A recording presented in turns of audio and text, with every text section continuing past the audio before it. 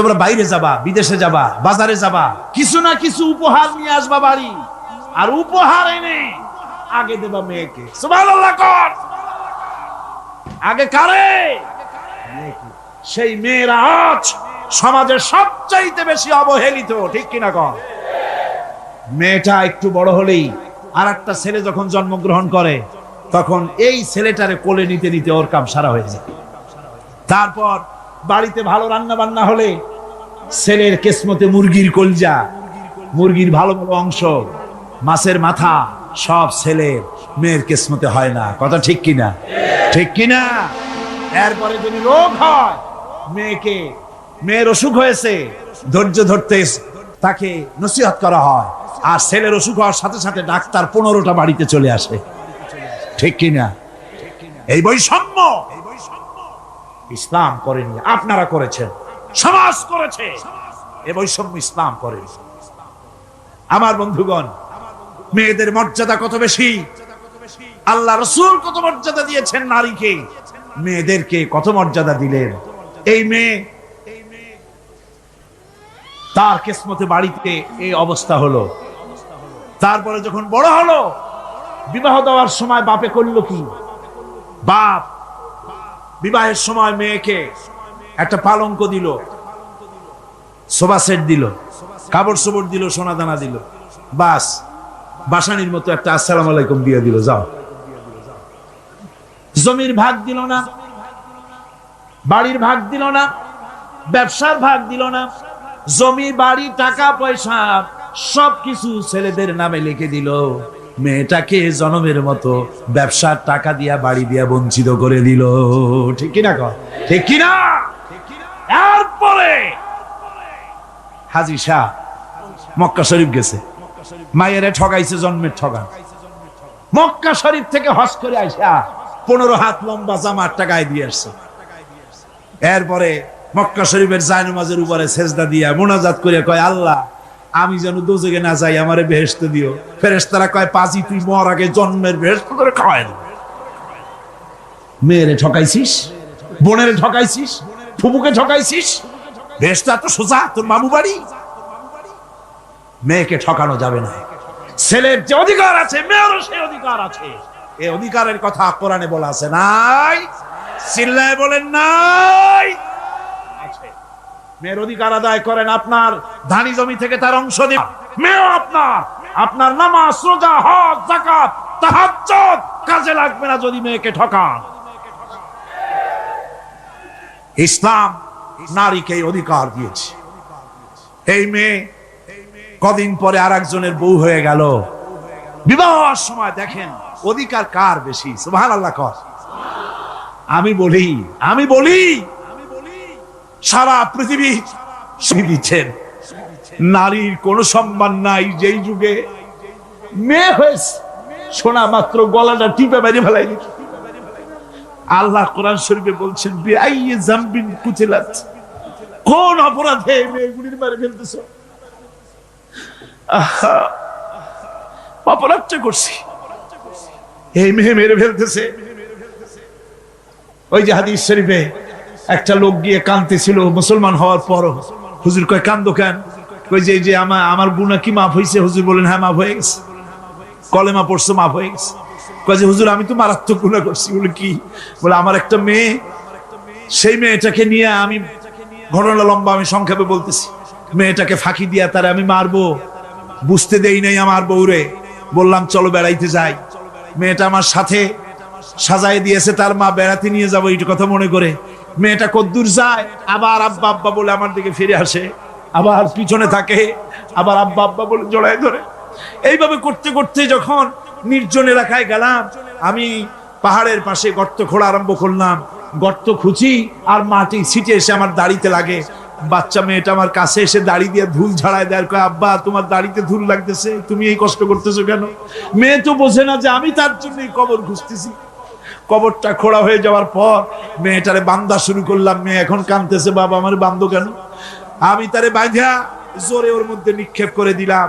মেয়েটা গর্তের মধ্যে বসে চিৎকার করে বলছে, আব্বা তুমি আমারে বাঁচতে দাও, আমি তোমারে বাপ বলে সমাজে হেয় করবো না, আমি ভিক্ষা করে খাবো, আমারে বাইরো না। বলছি ইয়া রাসূলুল্লাহ, আমার মনে দরদ আসলো না। আমি একটা পাথর উঁচু করে আমার মেয়ের বুক লক্ষ্য করে জোরে মেরে দিলাম। বুকটা ফেটে রক্ত ফিনকি দিয়ে উঠলো, আর মেয়ের বুক থেকে আওয়াজ বেরোলো, আব্বা। আমার কানে যেন এখনো সেই আওয়াজ বাজে। হাদিস শরীফে এসেছে, হুজুরের চোখের পানি দাড়ি ভিজে ভিজে জামার উপরে পড়তেছিল। হুজুর বললেন, আহারে, মানুষেও পারে এইরকম কাম করতে।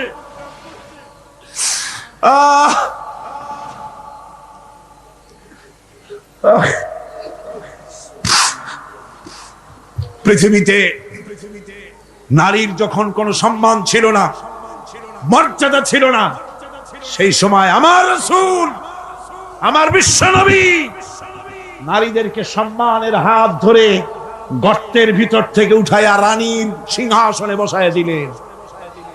সুবহানাল্লাহ, মায়ের মর্যাদা দিয়ে দিলেন। সুবহানাল্লাহ, নারীরা আমাদের মায়ের জাত। নারীরা আমার কি এর জাত? মায়ের জাত। আমার মা বোনেরা, তোমাদের সম্মান কত তোমরা জানো না। আমরা পুরুষ, আমাদের পায়ের তলে জুতা, আর তোমরা আমাদের মায়ের জাত। তোমরা নারী, তোমাদের পায়ের তলে আল্লাহর জান্নাত, আল্লাহর বেহেশতটা তোমাদের পায়ের তলে। এই সম্মান আল্লাহ তোমাদের দিয়েছে, নবী দিয়েছেন। সুবহানাল্লাহ। ভাইরা আমার, অধিকার ইসলাম দিয়েছে। বিবাহ যখন হয়, এই বিবাহের সময় এজেন্ট আনতে হয়। আর বিবাহ হচ্ছে বিবাহ বৈঠক। এজেন্ট আনার জন্য ওই যে কি জানি কয়, ম্যারেজ রেজিস্ট্রার বা মৌলবি সাহেব, কার অনুমতি আগে নেয়? বলেন, কার অনুমতি?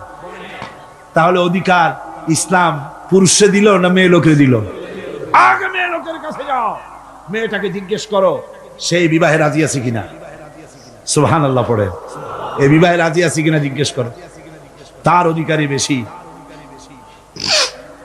এরপরে এই বিবাহে করার ব্যাপারে কত বৈষম্য। আজ বিবাহ করতে গেলে যৌতুকের প্রথা এসেছে। রাসূলুল্লাহ যৌতুক দিয়েছিলেন, ওটা যৌতুক না, ওটা উপহার, ওটা হাদিয়া। রাসূলুল্লাহ তোহফা দিয়েছিলেন হুজুরের জামাই। সুবহানাল্লাহ, কি জামাই! এক জামাই তো জিন্নুর আইন, যাকে ফেরেশতারা পর্যন্ত লজ্জা করত যারে দেখে, হযরত উসমান রাদিয়াল্লাহু তাআলা আনহু। আরেকজন হযরত আলী কাররামাল্লাহু ওয়াজহাহু। হযরত আলী, যার সম্পর্কে রাসূল পাক সাল্লাল্লাহু আলাইহি ওয়াসাল্লাম যাকে কত সম্মান দিয়েছেন, কত মর্যাদা দিয়েছেন, এই হলো হযরত আলী হুজুরের জামাই। আনা মাদিনাতুল ইলম ওয়া আলিউম বাবুহা। আমি হলাম জ্ঞানের রাজ্য, আর আলী হলো সেই রাজ্যে প্রবেশের দরজা। সুবহানাল্লাহ। ভাইরা, এই হলো জামাই। আর মেয়ে খাতুনে জান্নাত, বিনতে রাসূল, বেহেশতের সমস্ত রমণীদের সরদারিনী মা ফাতিমাতুজ জাহরা রাদিয়াল্লাহু তাআলা আনহা। কি উপহার দিলেন বিয়েতে রাসূল! এই মেয়ে আর এই জামাই। উপহার হলো খেজুরের ছোবড়ার একটা তোশক, পানি উঠাবার জন্য একটা মশক, আর আটা পেশা একটা যাত্রা। এই হলো নবীর মেয়ে আর জামাইয়ের জন্য উপহার। আজ সমাজের ভেতরে যৌতুক সৃষ্টি হয়েছে। এই যৌতুক নিতেছে মুসলমানেরা। কন্যা পক্ষের কাছ থেকে দাবি করে যৌতুক আদায় করা হচ্ছে। ঠিক কিনা কর? যৌতুক দিতে হবে, যৌতুক দিতে হবে। কি দিবা? পাজেরো জিপ, লেটেস্ট মডেল, 10 লক্ষ টাকার ক্যাশ, গুলশানে অফিস, মঙ্গল গ্রহে বাড়ি। মানে মেয়ে জন্ম দিয়া বাপ এমন বিপদে পড়েছে যেন তওবা করা দরকার, আল্লাহ আমারে মাইয়ে দিও না। ঠিক কিনা কর? সমাজের অভিশাপ, হারাম। আপনি মেয়ে বিয়ে দেওয়ার সময়, ছেলে বিয়ে দেওয়ার সময় কন্যা পক্ষের কাছ থেকে ডিমান্ড করতে পারবেন না। যদি বর কন্যা পক্ষ ইচ্ছে করে কিছু দেয়, দেওয়া সুন্নত, নেওয়া সুন্নত, কিন্তু দাবি করতে পারবেন না। দাবি করে যদি নেন শুকরের মাংস খাওয়া কি? বলেন নাকি? কুত্তার পায়খানা খাওয়া কি? আর যারা জবাব দিলেন না তাদের জন্য কি মুবাহ? কুত্তার পায়খানা খাওয়া কি? সুতরাং মেয়ে বিয়ে ছেলে বিয়ে দেওয়ার সময় কন্যা পক্ষের কাছ থেকে যৌতুক আদায়ের নামে দাবি করে কোনো কিছু শুয়ারের মাংসের মতো, কুত্তার পায়খানার মতো এসব জিনিস আপনারা কি দাবি করে আদায় করবেন? আমি আজকে দেখতে চাই যে সব পিতারা মাহফিলে এসেছেন, ছেলের বিয়ে আজও দেন নাই, সেই সব পিতারা কোরআনের মাহফিলে হাত তুলে শপথ করেন কুত্তার পায়খানা খাবেন না, শুয়ারের মাংস খাবেন না। হাত উঁচু করেন। ওই ছেলেরা, তুমি বাপ হইছো কবে? হাত নামাও। ছেলেরা না, শুধু পিতারা, ছেলের বাপেরা হাত উঁচু করো, আমি দেখবো। তা হোক, ছেলের বাপেরা হাত উঁচু করো, আমি দেখবো। আলহামদুলিল্লাহ, হাত নামান, কোন আলহামদুলিল্লাহ, আরো জোরে কোন আলহামদুলিল্লাহ। এবার তোমরা যারা হাত উঠাতে গিয়ে বেকুব হইছো, এইবার তোমরা জওয়ানেরা, তরুণেরা, ছাত্ররা, যুবকেরা, তোমরাও তো বিবাহ করবা। যারা বিবাহ করো নাই, বিয়ে করার সময় তোমার এই চিন্তা করা দরকার, টেলিভিশন, গাড়ি, ক্যাশ, সবকিছুর চাইতে বেশি মূল্যবান তোমার স্ত্রী। ঠিক কিনা? ঠিক কিনা? সেই স্ত্রী হবে তোমার কাছে বেশি মূল্যবান। দাবি করে কিছু নিতে পারবা না। যদি শ্বশুর একটা ঘড়ি দেয়, চুমা খাইয়া হাতে লাগায় নিয়ে আসবা। যদি এক জোড়া জুতা দেয়, 14 গোষ্ঠীর কপাল মনে করে নিয়ে আসবা। শেরওয়ানে দিল, আলহামদুলিল্লাহ বলে গায়ে দিয়ে নিয়ে আসবা। তোমার তো তৃপ্তি হওয়া উচিত। আমার শ্বশুর, আমার শাশুড়ি, তার 18 বছর, 20 বছর, 22 বছরের কলিজার নিংড়ানো স্নেহকে উজাড় করে দিয়ে তার কলিজার টুকরা মেয়েটাকেই তো দিয়ে দিয়েছে আমাকে। এর থেকে টেলিভিশন বেশি, রেডিও বেশি, গাড়ি বেশি, বাড়ি বেশি? বিবাহ করবা মহব্বত করে, নিজের টাকা দিয়া, বাপের টাকা দিয়া, সোনা দিয়া, দানা দিয়া, কসমেটিক্স দিয়ে, সুন্দর সুন্দর শাড়ি দিয়ে সাজাইয়া, রানীর মর্যাদা দিয়ে বাড়িতে এনে সম্মানের সাথে রাখবে। জীবনে খোটা দিবা না। বলি বড় দুঃখে, এই জন্য বলি, আমার দেশে একটা যৌতুকের ঘড়ির জন্য, একটা যৌতুকের রেডিওর জন্য, 100 টাকার জন্য আমার দেশে স্বামীরা স্ত্রীকে গলা টিপে হত্যা করেছে। এরা মানুষ না জানোয়ার। সুতরাং যুবকেরা, বীর চট্টলার, বীর মুজাহিদ, তরুণ যুবক, তোমরা যারা বিয়ে করনি, ওয়াদা করো যৌতুক ছাড়াই বিবাহ করবে। কারা হাত উঁচু করে দেখাও।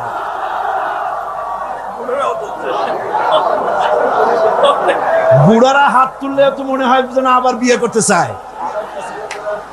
বুড়ারা না, জওয়ানেরা, জওয়ান, বসো বসো বসো বসো। আলহামদুলিল্লাহ, জোরে কোন আলহামদুলিল্লাহ, আরো জোরে কোন আলহামদুলিল্লাহ। আমি তো দাঁড়াইতে বলি নাই, আমি তো দাঁড়াতে বলি নাই। ভাইরা দাঁড়ালেন কেন? বলছি দোয়া কবুলের রাত, দোয়া করিয়া যান। বসেন, কেউ দাঁড়িয়ে থাকেন না, সবাই বসেন। আর জোরে সরে একটুখানি দরুদ শরীফ পড়েন। সালাতুনিয়া রাসূলুল্লাহ আলাইকুম, সালামুনিয়া হাবিবাল্লাহ আলাইকুম। মোহব্বত দিয়া কোন সালাতুনিয়া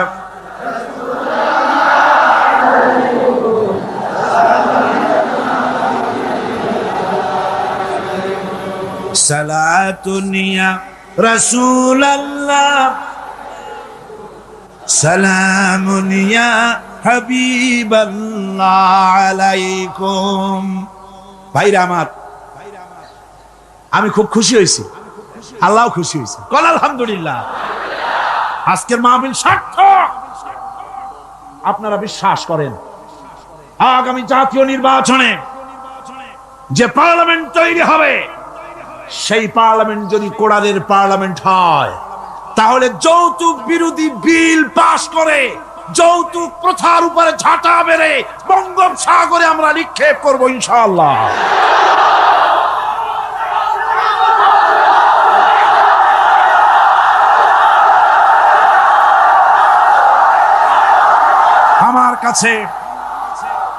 আমাদের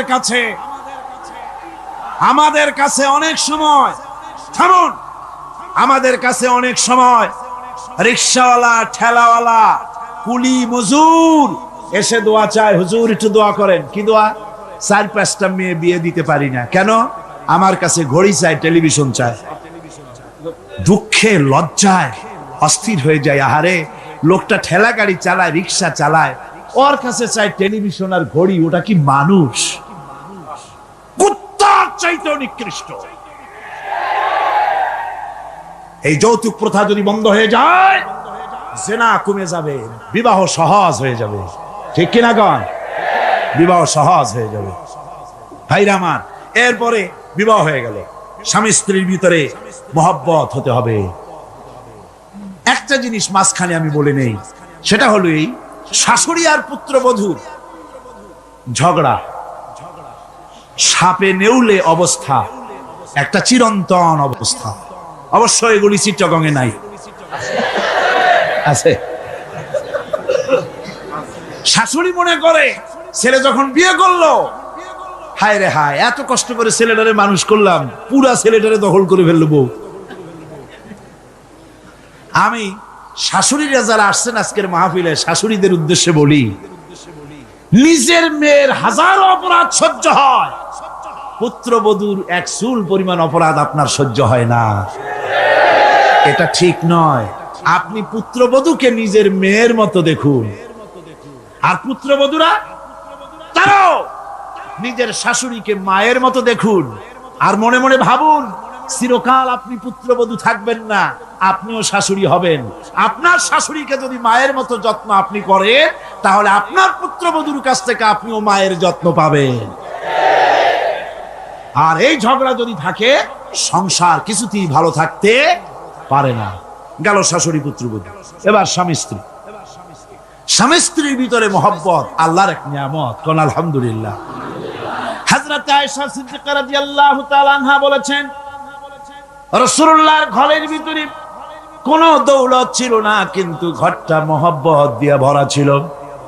আমি গ্লাসে পানি পান করে গ্লাসটা যখন রেখে দিতাম, যেখানে আমি ঠোঁট লাগাইয়া পান করতাম, আমার নবী গ্লাসের সেই জায়গায় পা মুখ লাগাইয়া পানি পান করতেন। আমার দেশে বহুত স্বামী আছে, স্ত্রী বিয়ে করছে তো মনে করে যে আমি তো নওয়াবজাদা নসরুল্লাহ খান, আর বউ সারাদিন তুমি কাজ করবে।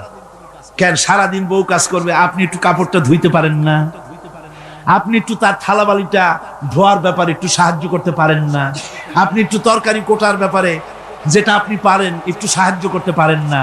ঘরটা একটু আপনি গুছাইতে পারেন না? আপনি কোন বড় লাটের বড় লাট? এবার শুনুন রাসূলুল্লাহর আচরণ। হযরত আয়েশা বলেছেন, আল্লাহর নবী দিনের কাজ করে যখন ঘরে ক্লান্ত শ্রান্ত হয়ে ফিরেছেন, এসে দেখেছেন আমার রান্না তখনও শেষ হয় নাই। নবীজি ক্ষুধার্ত ছিলেন, ক্লান্ত ছিলেন, আমার রান্না তখনও হয় নাই দেখে নবীজির চক্ষু লাল হয় নাই, ভুরু কুঞ্চিত করেন নাই, বিরক্তির ভাব দেখান নাই, ভর্ৎসনা করেন নাই, বরং আমার পাশে বসে তরকারি কুটে অথবা রুটি সেকে আমাকে সাহায্য করেছে। এই ছিল আমার রাসূল। নারীদের প্রতি সহনশীল হও, নারীদেরকে সম্মান করো। চট্টগ্রামের তরুণ যুবকদের বলি, কলেজ, বিশ্ববিদ্যালয়, হাই স্কুল মেয়েদের যখন ছুটি হয়, নির্লজ্জের মতো কলেজের গেটে মহিলা স্কুলের সামনে দাঁড়ায় থাকো কেন? ঠিক কিনা কর? তোমাদের জ্বালায় মেয়েরা নিরাপদে হাঁটতে পারে না। তুমি মেয়ের রক্ষে যখন দেখো পরের একটা মেয়ে, তুমি ভাবতে পারো না এটা আমার মা, এটা আমার বোন? এইরকম চোখে দেখো। নারীকে সম্মান করো। মহিলা স্কুল, মহিলা কলেজের সামনে ভিড় করো না, তাদের সহজে যাতায়াত করতে দাও। এটাই ইসলাম বলে। বউকে সাহায্য করো, স্ত্রীকে সম্মান করো, মর্যাদা দাও, সমান অধিকার। তবে এক জায়গায় স্বামীর অধিকার একটু বেশি। সেটা কোথায়? তিরমিজি শরীফের হাদিসে এসেছে, একবার আল্লাহর নবী এক পাহাড়িয়া এলাকা থেকে যাচ্ছিলেন, জঙ্গলের এক উট এসে নবীজির পায়ের উপরে সেজদায় পড়ে গেল, পায়ের উপরে চুমো খেলো। সাহাবায়ে কেরাম বললেন, ইয়া রাসূলুল্লাহি, পাহাড়ের উট হুজুরের পায়ে সেজদা দিয়া ধন্য হয়ে গেল, হুজুর যদি অনুমতি দিতেন আমরাও হুজুরের কদমে সেজদা দিয়া ধন্য হয়ে যেতাম। নবীজি বলেন, মানুষ মানুষকে সেজদা করা হারাম। আমি যদি মানুষকে সেজদা করার জন্য যদি পারমিশন দিতাম, তাহলে দুনিয়ার সমস্ত স্ত্রীদেরকে বলতাম তারা যেন তার স্বামীর সেজদা দেয়। স্বামীর মর্যাদা এখানে বেশি। রাসূলুল্লাহ আরো বলেছেন, কোন স্ত্রীর মৌত হয় যদি এমন অবস্থায় যে তার স্বামী তার প্রতি খুশি ছিলেন, আল্লাহ রাসূল বলেছেন মেয়ে লোকটি সোজা আল্লাহর জান্নাতে চলে যাবে। স্বামীর মর্যাদা এখানে বেশি। স্বামীকে লক্ষ্য রাখতে হবে, উভয়ের অধিকারের প্রতি যত্নশীল হতে হবে। এরপরে যখন সে মা হয়ে গেল, আমার বন্ধুগণ, নারী যখন মা হয়ে গেল, মর্যাদা তখন তার এত বেড়ে গেল। রাসূলের কাছে প্রশ্ন হলো, হুজুর খেদমত করব কার? হুজুর বলেন, তোমার মায়ের, তারপরে কার? তোমার মায়ের, তারপরে কার? তোমার মায়ের, তারপরে কার? তোমার পিতার। পিতার চাইতে মায়ের মর্যাদা কয় গুণ হলো? 3 গুণ হয়ে গেল। রাসূলুল্লাহ 3 গুণ বাড়ায় দিলেন।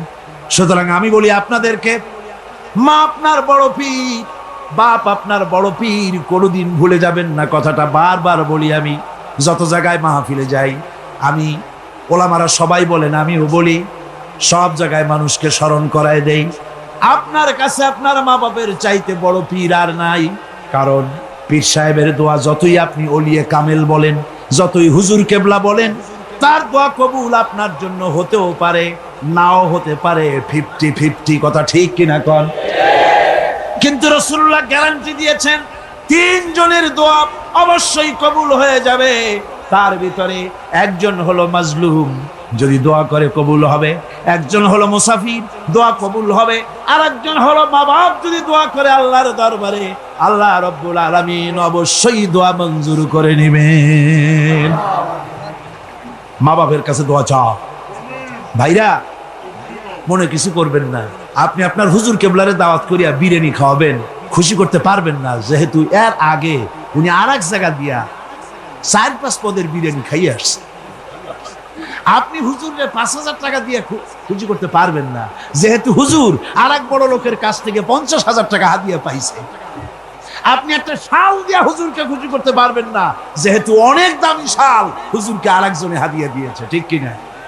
কিন্তু আপনি যদি আপনার মাকে, এই বেদানার দিনে বাজারে বাজারে পথে ঘাটে বেদানা পাওয়া যায়, আঙ্গুর পাওয়া যায়, ভালো ভালো ফল পাওয়া যায়, এগুলো কিনে নিয়ে মায়ের কাছে বসে বেদানা খুঁড়ে, মা কথা বলতে পারে না, বুড়ি হয়ে গেছে, মায়ের কাছে বসে মায়ের মুখে যদি তুলে দেন, আল্লাহর আরশ খুশি হয়ে যাবে, দোয়া মঞ্জুর হয়ে যাবে। হযরত বাইজিদ বুস্তামি ওই ঘটনা কে না জানে, রাতের আধারে পানির জন্য চাইলেন, ছেলে পানি পাইল না, ছোট্ট মানুষ, পানি আনতে কোথায় চলে গেল, এসে দেখে মা ঘুমানো, পানি নিয়ে দাঁড়ানো। রাত চলে গেছে, ফজরের পর দেখে ছেলে কাঁপে, হাতে পানি। বাবা তুমি কাঁপো কেন? গ্লাস নিয়ে বলল, মা গভীর রাত্রে পানি চেয়েছিলেন, দিতে পারি নাই, বহু দূর থেকে পানি এনে দেখে ঘুমায় গেছো। তা তুমি ঘুমাও নাই কেন? ঘুমাইলাম না মা, আবার যদি পানি চান সময় মতো যদি দিতে না পারি আপনার কষ্ট হবে, সেই জন্য পানি নিয়ে আমি দাঁড়ায় আছি। বাইজিদের মা বাইজিদের হাতের থেকে পানি নিয়ে পান করে, কম্বলটা গায়ে দিয়া বাচ্চারে শোয়ায় দিয়া উযু করে ফজরের নামাজ পড়ে সেজদায় গিয়া মায়ের চোখের থেকে পানি পড়ছে। মা বলে, রব্বুল আলামিন, আমি বাইজিদের মা, আমি যতই গুনাহগার হই না কেন, মায়ের দোয়া বাচ্চার জন্য কবুল হয় বলে তোমার হাবিব বলেছেন।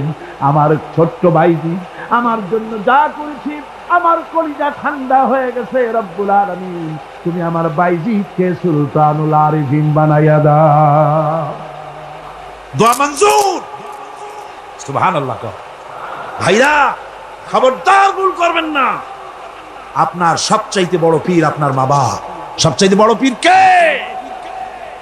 আমি এবার বোনেদের ব্যাপারে, আমার বোনেদের ব্যাপারে শেষ কথা বলবো, ইসলাম আপনাকে অধিকার দিয়েছে লেখাপড়া করার, প্রশাসনিক দায়িত্বশীল হওয়ার অধিকার আছে, আর্মিতে যাওয়ার অধিকার আছে, সব অধিকার আছে পুরুষের। যত অধিকার ইসলামী রাষ্ট্রে আপনার তত অধিকার, কোনোটা খাটো নাই। তবে ক্ষেত্র ভিন্ন, পর্দার সাথে থাকতে হবে। রাসূলুল্লাহ আল্লাহ পাক বলেছেন এমন একটা চাদর পরো যেই চাদরটা পরলে মাথাটা গলাটা বুকটা ঢেকে যায়, এমন চাদর পরো।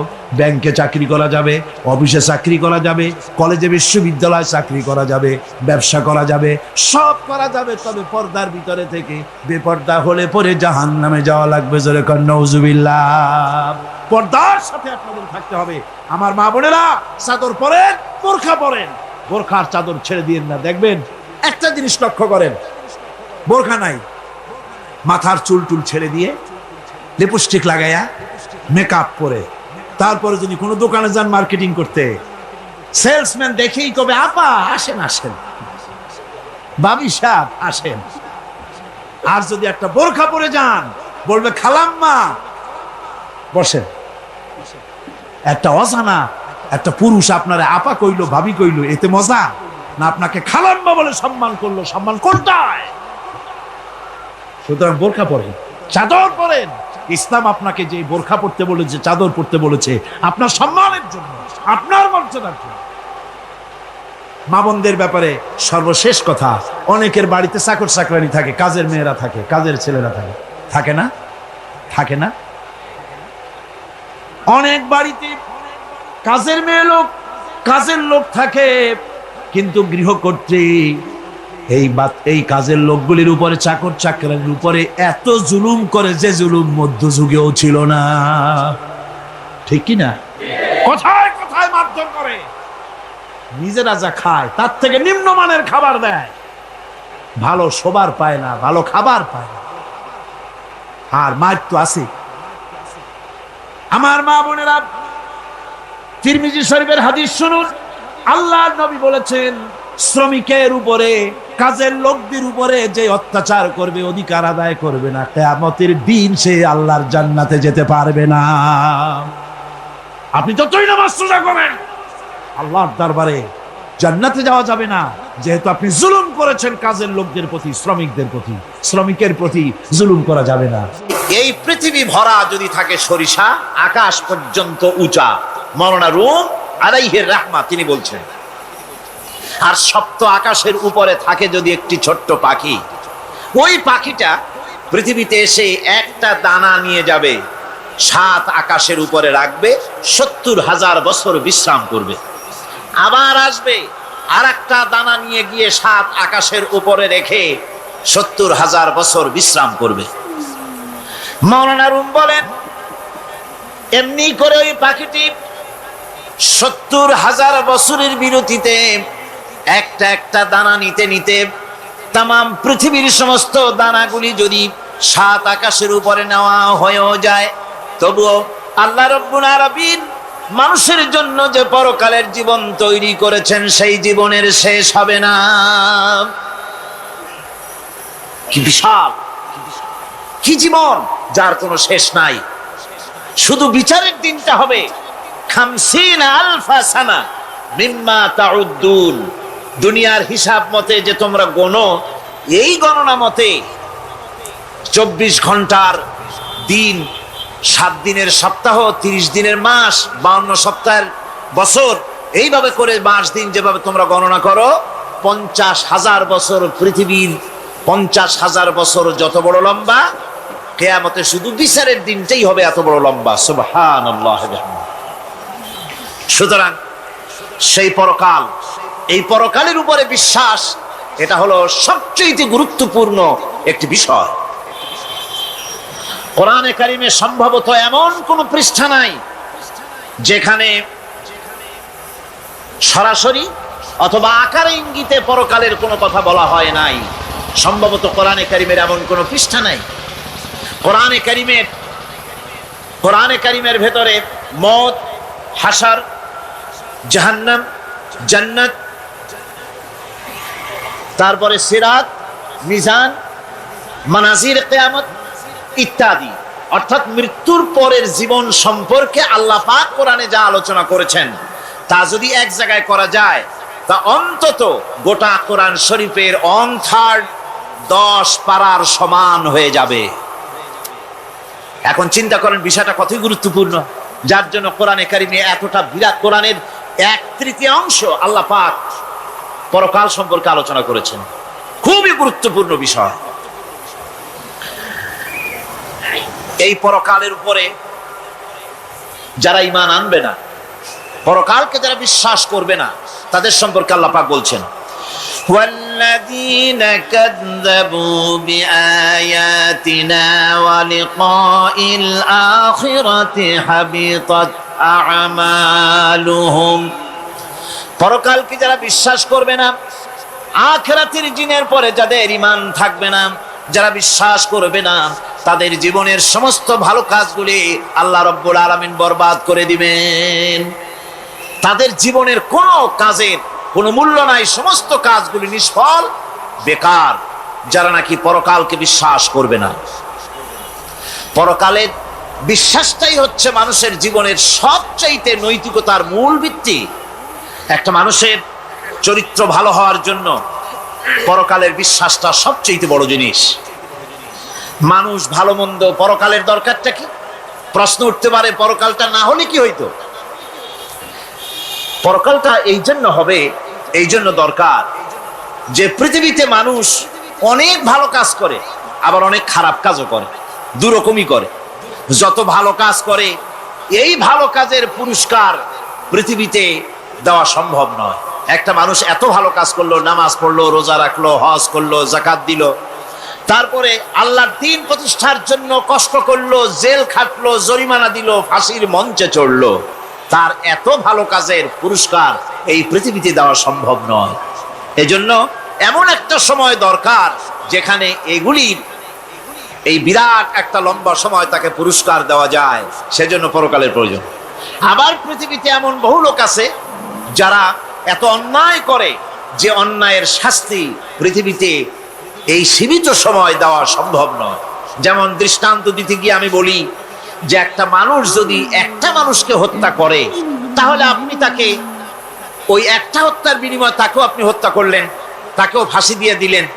কিন্তু একটা মানুষ যদি লক্ষ লক্ষ মানুষ হত্যার কারণ হয়, একটা মানুষ যদি অনেকগুলি মানুষ মারে, তাহলে অনেকগুলি মানুষ মারার শাস্তি তো একটা জীবনের উপরে আপনি দিতে পারেন না। তাকে তো, তার জীবন তো একটাই, তার জীবন কয়টা? একটা গুলি করলেন, ফাঁসি দিয়ে দিলেন, তার একটা জীবন গেল। কিন্তু সে তো মেরেছে অনেক, তার কারণে তো লক্ষ লক্ষ মরছে। কাজে এই শাস্তি পৃথিবীতে দেওয়া সম্ভব নয় বলে এমন একটা জায়গা দরকার যেখানে এই ধরনের বড় রকমের শাস্তি, দীর্ঘমেয়াদী শাস্তি দেওয়া যায়, শরীরটাও সেরকমের বানানো যায়, এই ধরনের করে একটি জায়গা দরকার। সেই জায়গার নাম হচ্ছে পরকাল, সেই জায়গাটার নাম হচ্ছে আখিরাত। এজন্য কমন সেন্সের, সাধারণ জ্ঞানের দাবিও পরকাল প্রয়োজন। আর পরকালের ভিত্তিতেই মানুষের চরিত্র গঠন হতে পারে। মনে করেন একজন অফিসার, তিনি জানেন তাকে দেখার কেউ নাই, তার যা খুশি তিনি তা করতে পারেন, তার পেছনে কোনো গোয়েন্দা বিভাগের লোক লাগানো নাই। এই চিন্তা যদি তার থাকে, তাহলে ঘুষের টাকা খাওয়া, স্বজন প্রীতি করা তার জন্য কি অসম্ভব না সম্ভব? খুবই সম্ভব। আরেকজন অফিসার, তিনি যদি জানেন যে না, আমাকে দেখার মতো লোক আছে, আমার পেছনে গোয়েন্দা বিভাগের লোকেরা কাজ করতেছে, আমার কোনো জিনিসই এড়িয়ে যাবে না, এই চিন্তা যদি থাকে, তাহলে এই দুইজন অফিসারের আচরণ এক হবে? কখনোই হবে না। একজনের আচরণ হবে খুবই সংযত, আরেকজনের আচরণ হবে খুবই অসংযত। সুতরাং পরকালে যে বিশ্বাসী ব্যক্তি, সে ব্যক্তি চুরি, ডাকাতি, জেনা, ব্যভিচার, হত্যা, ধর্ষণ ইত্যাদি থেকে তিনি হবেন মুক্ত। আর যে ব্যক্তি পরকালকে বিশ্বাস করবে না, তার দ্বারা হবে না এমন কোনো কাজ নাই, সবকিছুই তার দ্বারা সম্ভব। এরপরে আল্লাহ পাক বলছেন যে পরকাল বিশ্বাস মানুষকে দায়িত্ববান বানায় দেয়। পরকালের বিশ্বাস মানুষকে কি বানায়? দায়িত্ববান বানায়। যেহেতু তোমারে তো খালি খালি সৃষ্টি করা হয় নাই। আল্লাহ রাব্বুল আলামিন কোরআনে কারীমের মধ্যে বলছেন, আফাহাসিবতুম আন্নামা খালাকনাকুম আবাসা وأنكم إلينا لا ترجعون। লোকেরা কি ভেবেছে? তোমরা কি এটাই মনে করেছো যে আমি তোমাদেরকে এমনি এমনি সৃষ্টি করেছি আর তোমাদেরকে আমার কাছে ফিরে আসতে হবে না? এটাই কি ভেবেছো তোমরা? তোমাদেরকে সৃষ্টি করা হয়েছে এবং তোমাদেরকে আমার দরবারে সকলকেই ফিরে আসতে হবে। পৃথিবীতে এমন কেউ নাই যে পৃথিবীতে টিকে থাকতে পারবে, সমস্ত মানুষকেই আল্লাহর দরবারে ফিরে যেতে হবে। আল্লাহ পাক কোরআনে কারীমের অন্যত্র বলেছেন, আয়াহসাবুল ইনসানু আইয়ুতরাকা সুদা। মানুষ কি ভেবেছে যে আমি তাকে নিরর্থক সৃষ্টি করেছি, তার কোনো হিসাব হবে না, তার কোনো দেখার মতো কেউ নাই, তাকে এমনি এমনি আমি সৃষ্টি করেছি? তা না, প্রত্যেকটি মানুষকেই বিচক্ষণতার দাবি হিসেবে সৃষ্টি করা হয়েছে এবং তার সব কিছুকেই দেখা হচ্ছে। আল্লাহ পাক সব দেখতে পাচ্ছেন, তার নজরের সামনে আছে। আল্লাহ পাক দেখেন এবং শোনেন। আমরাও দেখি, আমরাও শুনি, কিন্তু আল্লাহ পাকের দেখা আর আমাদের দেখা, আল্লাহর শোনা আর আমাদের শোনা একরকম নয়। আমরা এই মাহফিলের বাইরে কি হচ্ছে আমরা দেখতে পাই না, ঠিক কিনা গণ? রাতের বেলায় আমরা আমাদের নিজেদেরকেও দেখি না, এমনকি আমরা আমাদের পেছনে কি হয়, পিছনে কি আছে তাও দেখি না। আপনারা যে আমার সামনে বসে আছেন, আপনাদের পেছনে লোকটা কি করতেছে তা আপনি দেখতে পাচ্ছেন। মেঘ হলে মেঘের উপরে কি হয় দেখতে পাই না, কুয়াশার মধ্যে দেখতে পাই না, গাছের আড়ালে কি দেখতে পাই না, পাহাড়ের আড়ালে কি দেখতে পাই না। তারপরে শোনার ব্যাপারে একটা নির্ধারিত এলাকার আওয়াজ আমাদের কানে আসে, এর বাইরের কিছু আমরা শুনতেও পাই না। আল্লাহ রাব্বুল আলামিনের কি এরকম অবস্থা নাকি? কি বলেন, এরকম অবস্থা?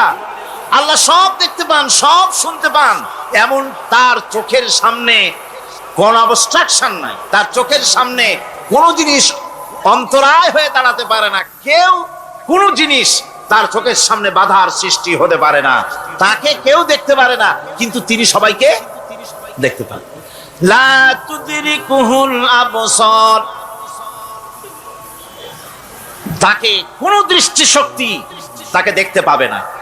সমস্ত দৃষ্টিশক্তিকে তিনি দেখবেন, কিন্তু তাকে কেউ দেখতে পারবে না। সুবহানাল্লাহি ওয়া বিহামদিহি। সুতরাং তিনি সব দেখেন এবং সবই শোনেন। এই বিশ্বাস মানুষকে দায়িত্ববান বানায়। এই বিশ্বাস মানুষকে কি বানায় জোরে গান? দায়িত্ববান বানিয়ে দেয়।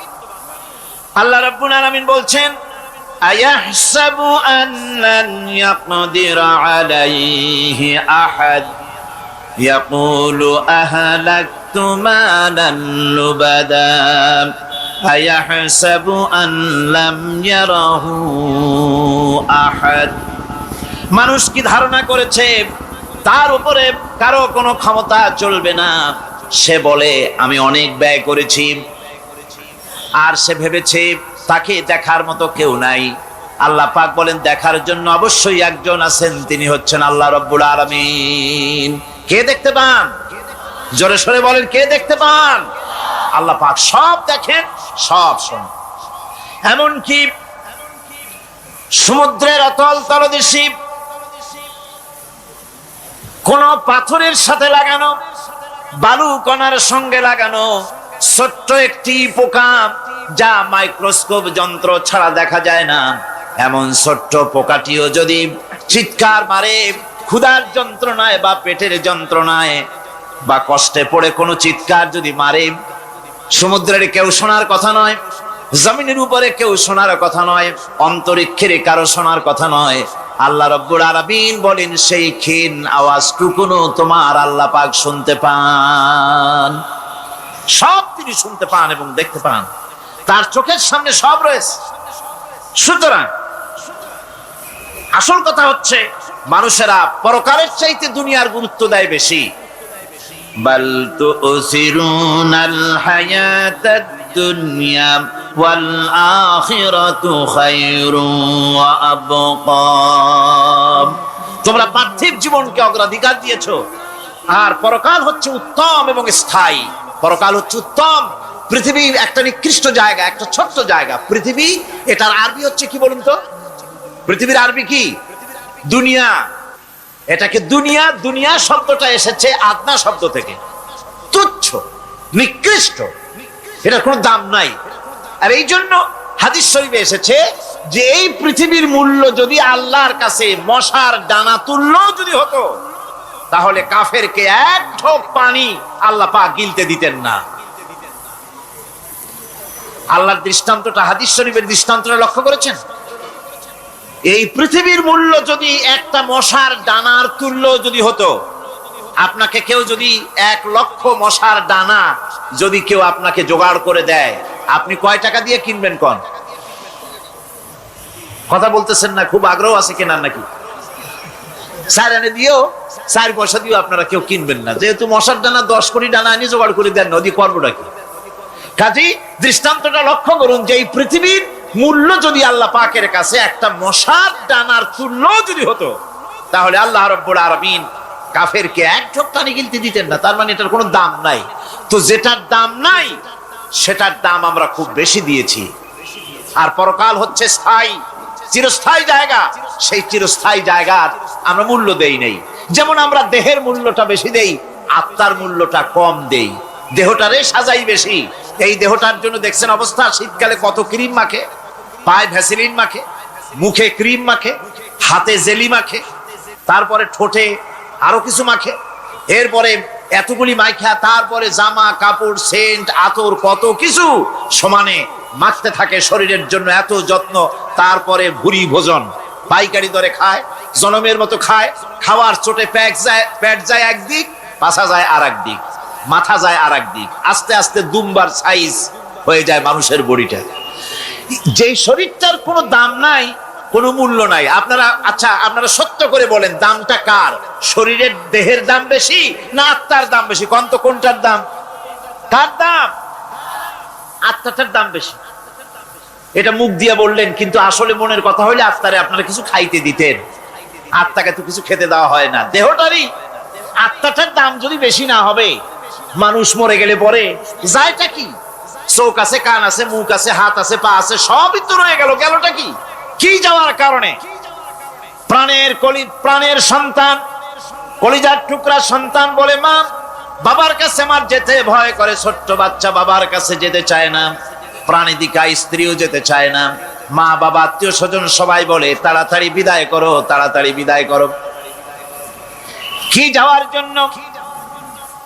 কি ছিল মূল্যবান জিনিস, আর ওইটা যাওয়ার জন্যই পরিণতি হলো। সেটার নাম হলো রুহু। যে আত্মাটার বেশি মূল্য, সেইটার মূল্য মানুষেরা দেয় না। এই আত্মাটা কি জিনিস? আল্লাহ পাক নবীর কাছে প্রশ্ন করা হয়েছে রূহ সম্পর্কে, আল্লাহ তার জবাব দিয়েছেন, ওয়াইয়াস আলুনাকা আনির রূহ কুলির রূহু মিন আমরি রাব্বি। নবী হে, আপনাকে প্রশ্ন করা হয় রূহ কি জিনিস, আপনি বলুন এটি হচ্ছে আল্লাহর হুকুম। আল্লাহর একটা হুকুম মানুষের ভিতরে কাজ করে। এটা এতই গুরুত্বপূর্ণ, ওটা থাকলে আমরা বাঁচি, ওটা না থাকলে আমরা মরে যাই। এখন যেটার গুরুত্ব বেশি সেটাকে খাইতে দেই না, সেটার জন্য কোনো যত্ন নাই, খোঁজ নাই, খবর নাই। সকালবেলায় ব্রেকফাস্ট, নাস্তা, লাঞ্চ, ডিনার, বিকালের চা, ফলারি, কোনো জিনিসের অভাব নাই, সমানে খায় আর সমানে শরীরটারে বাঁচায়। আর যেটার কারণে বডিটা বাঁচে তার কোনো খোঁজ খবর নাই। ওটারেও কিছু খাবার দিতে হবে। ওটারে কি খাওয়াবেন? ওটায় কি ফুলকপি খাবে? শীতের দিনে লাল শাক খাবে? লট্টা মাছ খাবে নাকি? খাবেন। রূপচান্দাও খাবেন। শীতকালের ভাপা পিঠাও না, ধুপি পিঠা কি কন আপনারা, এগুলোও খাবেন। সুতরাং এই যে শরীর, আপনার আত্মাটা, ওরে খাইতে দিবেন কি? ও কচু খায় না, মূলাও খায় না, দুধও খায় না, পনিরও খায় না, ঘিও খায় না, মাছ গোশতও খায় না। যেহেতু এই আত্মাটা এসেছে রূহের জগৎ থেকে, তাই ওর খাদ্য এই পৃথিবীতে বানানো হয় নাই। দেহ তৈরি হয়েছে মাটি থেকে, মাটির উপাদান দিয়ে, সেজন্য তার খাদ্য বানানো হয়েছে মাটির উপাদান দিয়ে। আর আত্মা যেহেতু এসেছে আল্লাহর কাছের থেকে, রূহের জগৎ থেকে, সেজন্য আল্লাহ রাব্বুল আলামিন আত্মার খাদ্য পাঠিয়েছেন লৌহ মাহফুজ থেকে। খাদ্যের নাম হচ্ছে তেলাওয়াতে কোরআন। তেলাওয়াতে কোরআন। কোরআনে কারীম তেলাওয়াতে আত্মার সমৃদ্ধি হতো। কোরআনে কারীমের তেলাওয়াত, অনুধাবন, এর দ্বারা আত্মার সমৃদ্ধি হতো। যেহেতু কোরআন হচ্ছে রূহের খোরাক, সেই খোরাক দেওয়া হচ্ছে না তাকে। কাজে আমি বলতেছিলাম যে যে জিনিসের মূল্য বেশি আমরা তার মূল্য দিতে জানি না, যেটার মূল্য কম সেটার মূল্য দেই বেশি। অনুরূপ ভাবে এই পৃথিবীর কোন দাম নেই, আল্লাহ পাক বলছেন সেই জিনিসটার মূল্য আমরা বেশি দিলাম, আর পরকালের চিন্তা আমাদের দিল থেকে উবে গেল। এজন্য আল্লাহ রাব্বুল আলামিন বলেন, ইন্নাল্লাযীনা লা ইউমিনুনা বিল আখিরাতি যায়্যান্না লাহুম আ'মালাহুম ফাহুম ইয়ামাহুন। যারা পরকালের প্রতি ঈমান আনে না, পরকালকে যারা বিশ্বাস করে না, তাদের ক্রিয়াকাণ্ডকে তাদের কাছে চিত্তাকর্ষক বানায় দেওয়া হয়, আর এভাবে তারা পথভ্রষ্ট হয়ে যায়। দুনিয়া তাদের কাছে বেশি মজা লাগে, দুনিয়াটা বেশি ভালো লাগে। কয় হুজুর তাফসীরের মাহফিল ভালো লাগে, আবার যখন কীর্তন শুনতে যাই, সিনেমা দেখতে যাই, তাও খারাপ লাগে না, তাও ভালো লাগে। মিলাদ শরীফও ভালো লাগে, কীর্তনও ভালো লাগে, ওয়াজ মাহফিলও ভালো লাগে, গানও ভালো লাগে, সিনেমাও ভালো লাগে। এই যে দুই জিনিস ভালো লাগে, এটা হলো মুনাফিকি রোগ। এটা কি রোগ বলেন না সবাই? এটা কি রোগ? মুনাফিকি রোগ। ঈমানের স্বাদ যখন নষ্ট হয় তখন এই অবস্থার সৃষ্টি হয়। বিষাক্ত সাপ যখন মানুষকে দংশন করে, রাতের অন্ধকারে বিষাক্ত সাপে মানুষকে দংশন করেছে, ওঝা আনা হলো, ওঝা এসে সর্বপ্রথম টেস্ট করবে যে সাপটা কি বিষাক্ত না এমনি সাধারণ সাপে তাকে দংশন করেছে, সাপটা কি ধরনের। এটা টেস্ট করার জন্য সাপে কাটা রোগীর মুখে ওঝা মুখের মধ্যে খুব ঝাল মরিচ অথবা লবণ এটা দেয়। দিলে পরে সে যদি বলে পানি পানি লাগে, খুব ঝালওয়ালা মরিচ কিন্তু মুখে পানি পানি লাগে, বুঝতে হবে বিষাক্ত সাপে কামড়িয়েছে।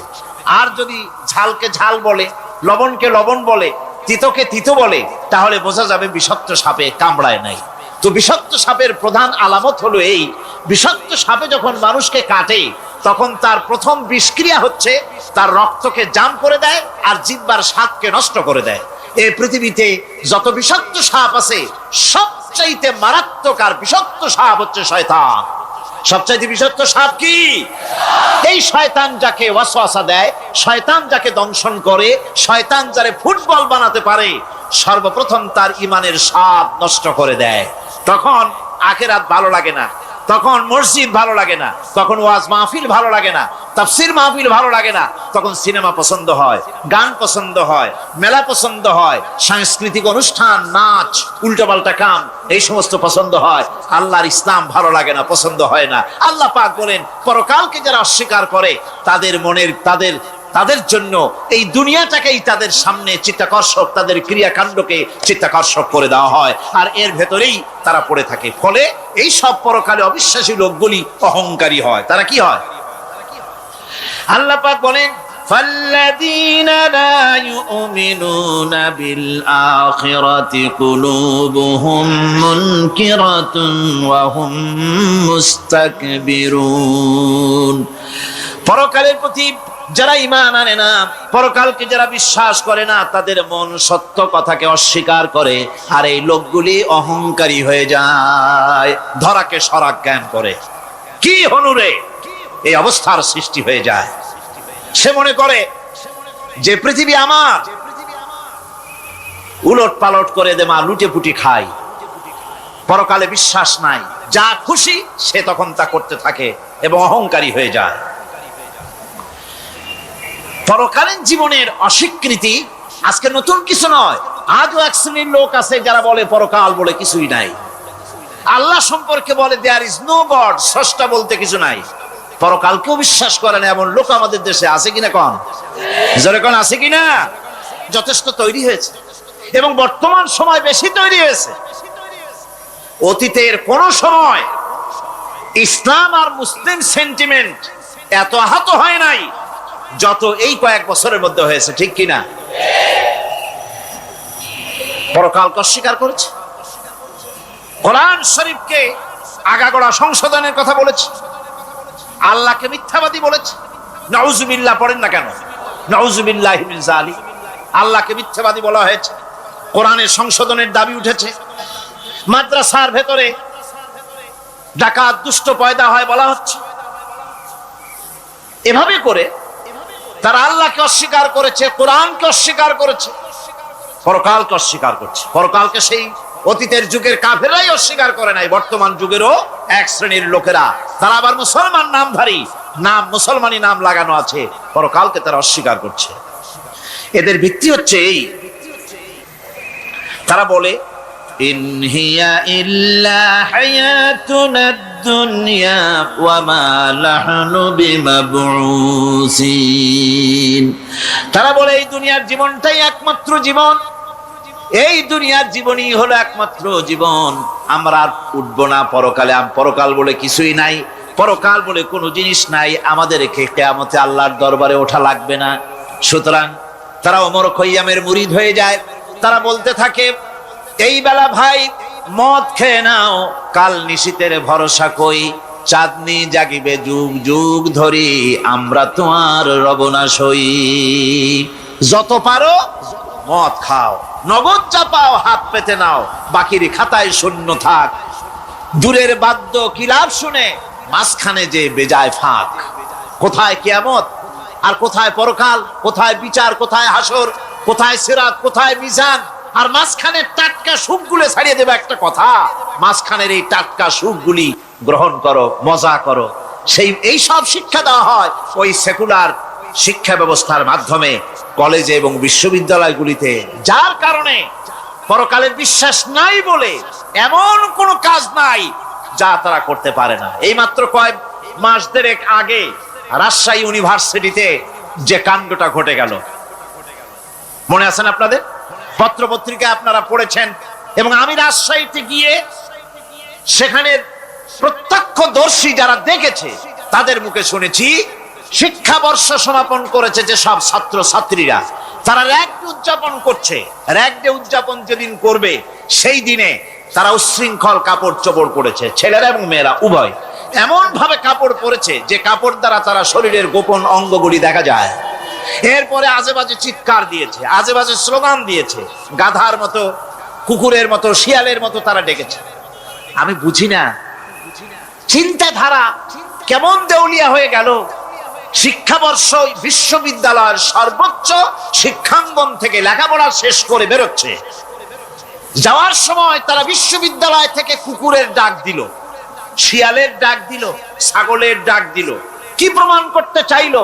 যে 16 বছর লেখাপড়া করে বিশ্ববিদ্যালয়ের অঙ্গন পেরিয়ে গোটা জাতির জন্য ছাগল হয়ে আমরা আবির্ভূত হচ্ছি, অথবা কুকুর গরুর ভূমিকায় আমরা আবির্ভূত হচ্ছি। নাউযুবিল্লাহি মিন যালিক।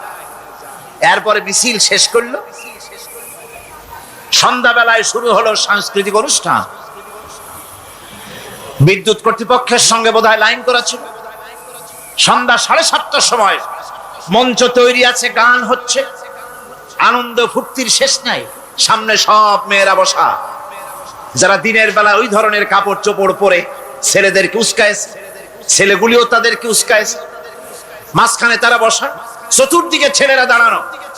হঠাৎ করে লাইট বন্ধ হয়ে গেল, বিদ্যুৎ চলে গেল। এখন সাংস্কৃতিক অনুষ্ঠান কি কায়দায় হচ্ছে, কত প্রকার হচ্ছে, কিভাবে হচ্ছে? নাউযুবিল্লাহি মিন যালিক। পুলিশেরা বলেছে বিদ্যুৎ যখন এলো, মেয়েগুলিকে অনেক মেয়ে পাওয়া গেছে, কাপড় নাই, পেটিকোট নাই, উলঙ্গ, তাদেরকে ধরে ধরে উঠানো হয়েছে হোস্টেলে। পরের দিন সকালবেলায় মাঠ ভর্তি ভাঙা কাচের চুড়ি, ভ্যানিটি ব্যাগ, চশমা, কাপড় চোপড় ছিড়িয়ে ছটিয়ে চতুর্দিকে পড়ে আছে। এই হলো শিক্ষা। নাউযুবিল্লাহি মিন যালিক। আমি কসম করে বলতে পারি, বিশ্ববিদ্যালয়ে যদি কোরআন শরীফের তাফসীর পড়ানো হতো, হাদিস শরীফ যদি পড়ানো হতো, কেউ কেউ বলবেন কোরআন হাদিস তো পড়ানো হয়, বিশ্ববিদ্যালয় কলেজে পড়ানো তো হয়। আমি তো জানি সিলেবাসে 10টা 5টা হাদিস আছে, 2-4 লাইন কোরআন শরীফ আছে, এর কোনো মানে নাই। মাদ্রাসায় যেমন পড়ানো হয় 30 পারা কোরআনের তাফসীর, রাসূল করিম সাল্লাল্লাহু আলাইহি ওয়াসাল্লামের হাদিস যেমন পড়ানো হয়, এইভাবে করে যদি বিশ্ববিদ্যালয়ে কোরআন হাদিস পড়ানো হতো, আল্লাহর কসম বাংলাদেশের বিশ্ববিদ্যালয়গুলি গোটা জাতিকে চোর, গুন্ডা, বদমাশ, ডাকাত উপহার দিত না, উপহার দিত শাহজালাল।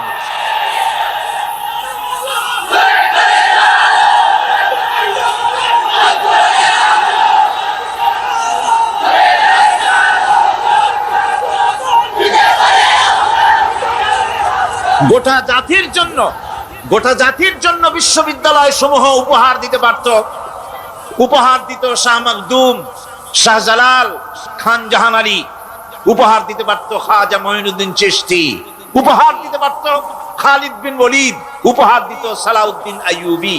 আল্লাহ পাক তাদের সকলের প্রতি রহম করুন, জোরে কোন আমিন। এরকম উপহার গোটা জাতিকে তারা দিতে পারত, কথা ঠিক কিনা গান? সুতরাং পরকালকে অস্বীকার করাই হচ্ছে এর মূলভূত কারণ। সেকুলার শিক্ষা ব্যবস্থা হচ্ছে এর মূলভূত কারণ। এই জন্য কোরআনে কারীম আল্লাহ পাক বলছেন, লাইসাল বিররা আন তুওয়াল্লু ওয়ুজুহাকুম কিবালাল মাশরিকি ওয়াল মাগরিব, পূর্ব পশ্চিমে কয়বার মাথা ঘুরালা, এইটাই তোমার পুণ্যবান সৎ কাজ হওয়ার এটা নমুনা নয়। প্রকৃতপক্ষের সৎ কাজ হচ্ছে আল্লাহ বিশ্বাস করা এবং পরকালে বিশ্বাস ভিত্তিক জীবন গড়া। ওই কাফেররা বলতো, وقالوا ما هي إلا حياتنا الدنيا نموت ونحيا وما يهلكنا إلا الدهر। আল্লাহ রাব্বুল আলামিন বলেন, এই কাফেররা বলতো দুনিয়ার জীবনটাই তো আসল জীবন, আমরা মরবো না, আমরা এখানেই থাকবো, এই জীবনটাই হলো আসল জীবন, এখানেই বাঁচবো, এখানেই মরবো, আমরা পরকাল বলে কোনো জিনিস নাই, আমাদের কোনো ওঠা লাগবে না, যা কিছু হয় যুগের আবর্তন ছাড়া কিছুই হয় না। শুধু তাই নয়, এই প্রশ্ন কাফেরদের মনের ভিতরে মারাত্মক আকার ধারণ করলো। তারা বলল, আইযা মিতনা ওয়া কুন্না তুরাবান যালিকা রাজউম বাঈদ। আমরা মাটির সাথে মিশে যাব, আমরা মরে যাব, মাটির সঙ্গে মিশে যাব, তারপরে আমাদেরকে জীবিত করা হবে। এটা তো জ্ঞান বহির্ভূত কথা, এটা তো মাথায় ঢোকে না, কথাটা কেমন? তারা এভাবে অনেক প্রশ্ন করত। ফাকালু আইদা কুন্না ইযামান ওয়া রুফাতান আইন্না লামাবউসুনা খালকান জাদীদা। আমরা মরে যাব, গলে যাব, পচে যাব, হাড্ডি গুড্ডি মাটির সাথে মিশে যাবে, এরপরে আমাদেরকে নতুন করে সৃষ্টি করা হবে। এটা জ্ঞান বহির্ভূত কথা, এটা মাথার মধ্যে আসে না। কে আমাদেরকে চিন্তা করবে মরে যাওয়ার পর? আল্লাহ রাব্বুল আলামিন বলছেন, দেখো আল্লাহ পাক কোরআনে কারীমের ভিতরে যুক্তি দিয়ে বুঝাচ্ছেন যে অবশ্যই তোমাদেরকে আবার জিন্দা করা হবে, তোমাদেরকে উঠতে হবে। তোমরা এই পৃথিবীর অবস্থা পর্যবেক্ষণ করো, তাকায় দেখো আকাশের দিকে, জমিনের দিকে লক্ষ্য করে দেখো। আওয়ালাম ইয়ানজুরু ফি মালাকুতিস সামাওয়াতি ওয়াল আরদ।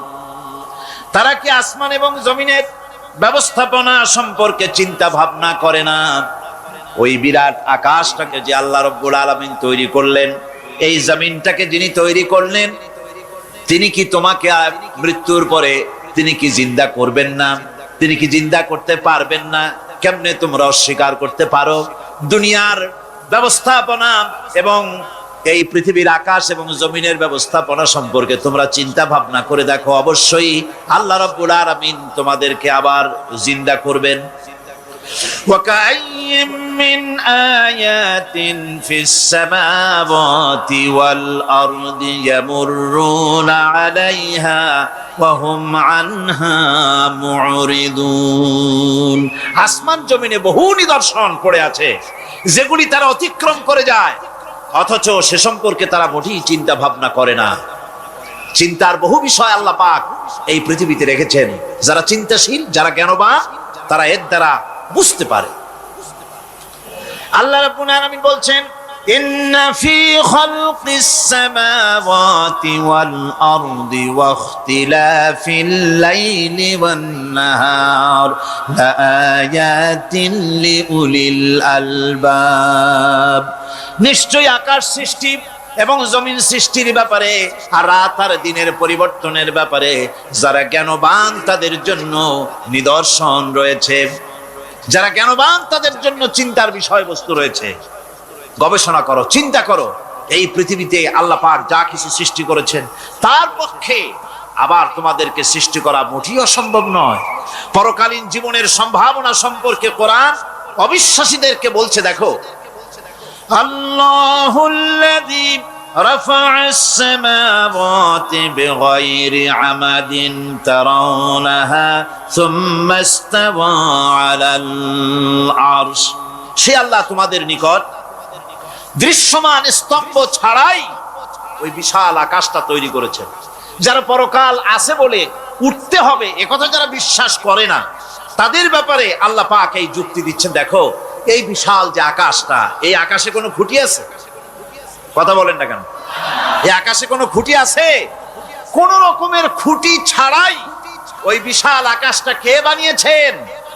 জোরে চিৎকার দিয়ে বলেন, কে বানাইছেন? এই যে শামিয়ানা, একটা বিশাল প্যান্ডেল, এই প্যান্ডেলে খুঁটি আছে না নাই? শুধু আছে না, একটা দুইটা না, জনমের মতো খুঁটি আছে। চতুর্দিকে তাকায় দেখে কত খুঁটি। এতটুকু একটা শামিয়ানায় শত শত খুঁটি লাগতেছে কাপড়টা ধারণ করবে বলে। কি ধারণ করবে? কাপড়। আর অত বড় বিশাল আকাশ, সে আকাশটার কোনো খুঁটি আছে?